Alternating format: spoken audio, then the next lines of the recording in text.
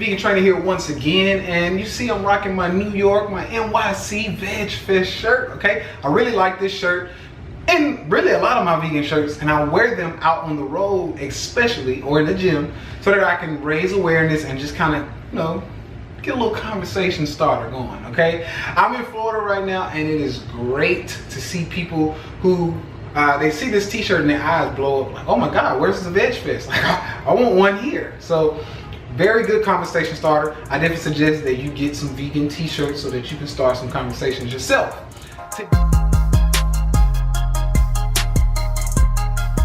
Today we are talking about how I travel and I stick to my actual plan. Now, a lot of you wonder, how do you eat vegan on the road? Like, it's not possible. You know, especially if you don't have any vegan restaurants. How is it possible for you to get, you know, the amounts of nutrients or the amounts of, some of you who are trying to build some muscle, how do you get your protein on the road? How do you stay on a vegan diet on the road? Because there's so many incorrect diets out there. If you ask me, incorrect. There's so many, you know, bad foods, fast foods, things like that.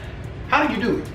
Well, I want to give you my top 4 things that I do to stay on the game, stay on the right path in a vegan lifestyle. Now, if you are counting macros, this is not going to be as friendly for you because it's very hard to count macros on the road. However, you can keep it, especially if you're pretty, you know, if you've been doing this for a while, you can kind of eyeball macros. You can look at a plate and tell how many carbs, proteins, and fats are in that plate. So if you've been doing this for a while, don't worry about it. But if you have not, if you're one of my clients maybe, and you're like, oh man, you got me on, you know, X amount of carbs, I don't know what's in that plate. Don't worry. I want you to kind of eyeball and check things out based on where you go. Number 1, my number 1 thing that I do is I try to travel with my foods that I need, my core foods, okay? So things maybe, you know, for instance, for me, in the season that I'm in right now, okay, I take BCAAs, okay, branched chain amino acids, for those of you who don't know. These are really good for those of you who fast like I do. If you're fasting a lot, especially through the airports, okay, I always suggest fasting. Branched chain amino acids are gonna be great when you get ready to work out and you fast it. You can take, you know, a few aminos, you're good to go. Stops the protein or the protein synthesis, but it also stops the breakdown of muscle tissue, which fasting does that on its own as well. It's just for those of you who are crazy like me and you want to stay as big as possible or keep the muscle as much as possible. Branched chain amino acids are good.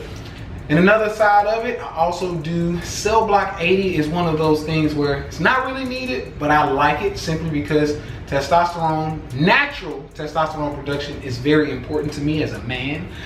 Cell Block 80 is really good, has the natural things like boron, really good for increasing testosterone. Then another thing that I like to travel with is a good protein powder. Now, I'm not loyal to any one protein powder. However, I like to find the cleanest. The one you see here is pretty much one of my favorite if I'm wanting like some good taste and I don't want to put a lot of stuff in with it. So I can actually just put this one in water. It's chocolate. It tastes really good. I can throw it in water, maybe throw a little almond butter, or as you see here, I have my Justin's hazelnut butter. It's really good. And those 2 ingredients is pretty much all I need. And it tastes good. Last but not least, for this number 1, I also like to take my protein cookies with me. Now, some of you have been doing the Lenny and the Larry protein cookies for a long time. Me, I just kind of got hip to them. They're not the most popular thing amongst vegans just simply because a lot of vegans don't know about these cookies, and I'm trying to get it out because they're really good when I want something sweet or I just have to have something on the road. A Lenny and Larry's vegan cookie, I only do chocolate on chocolate. I don't like the other ones. That's just me. But they're good for protein. It's about 16 grams of protein per cookie. I think about 50 grams of carbs. So it's not too bad on the carb side. Really good for protein for those of you trying to get some muscle gains, okay? The way I survive on the road is Google. Google is going to be your best friend. Now, some of you also have heard of Happy Cow, and there's probably even other apps out there that are really beneficial with searching and finding good restaurants. However, I like Google because I consider myself a Google master, especially when I have my lady here with me. She is a beast on that Google machine.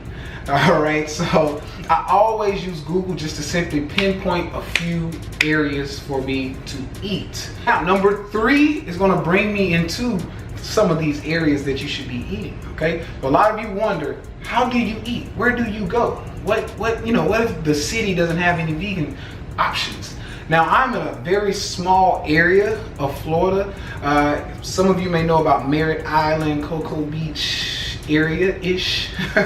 And there aren't a lot of vegan restaurants here, I'll be honest with you, and I'm still surviving. Actually, I'm thriving, okay? What I simply do is I pinpoint my top 4 go-tos. Now, number 1, if you're lucky, find a vegan restaurant, okay? If you're lucky. Google will find you plenty of vegan restaurants, also Happy Cow. If you have a car or you are willing to travel to a vegan restaurant, maybe a nearby big city may have a few. However, if there aren't any big areas or any restaurants in a 50-mile radius, you can go to my next few options. The next one that I love is Mexican food. Mexican food is perfect. If you can find a good place, you can get beans, rice, veggies, sauteed veggies, okay? And if they have a good setup, you can also do some good fajitas. Now, fajitas can be, you can put fajitas, I don't care if you put avocados in it, other roasted vegetables, beans, rice, salsa. You can get crazy with burritos and fajitas. So Mexican food is a really good one for this one. My next one is, of course, Mediterranean food. Most of you probably already know about this one, but you can get some good hummus, falafels. I had actually some fava beans today, and they were really good. This was the first time I had fava beans in like a soup. It was pretty good, and they had some really great options no matter where I travel. Mediterranean food is always good. Some good tabbouleh, love it, okay, because there's lots of fruits or lots of vegetables and a couple of fruits in there too. And you can still get your protein for those of you trying to get some good muscle gains. So to sum up number 3, the last choice or one of my last options that I would recommend is Caribbean food. Caribbean food is amazing, especially if you're trying to get some good organic, organically made. When I say organic, organically made vegan food, that is one of the best cuisines because they make a lot of good, dishes that include beans, rice, other things that most of us want, okay? And they help to get those gains going for those of you who are worried about the muscle gains.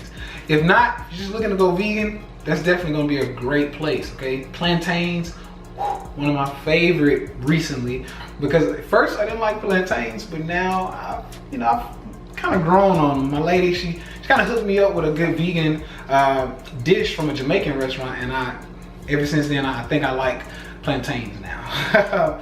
But you can find a really good overall, you can find a really good array of foods, a really good layout at these few restaurants. So I hope that helps. And for number 4, we're gonna sum up this video with working out, okay? How do you stay on your goals? This is the number 1 for me. How do you stay on your goals while on the road? Of course, you have to work out.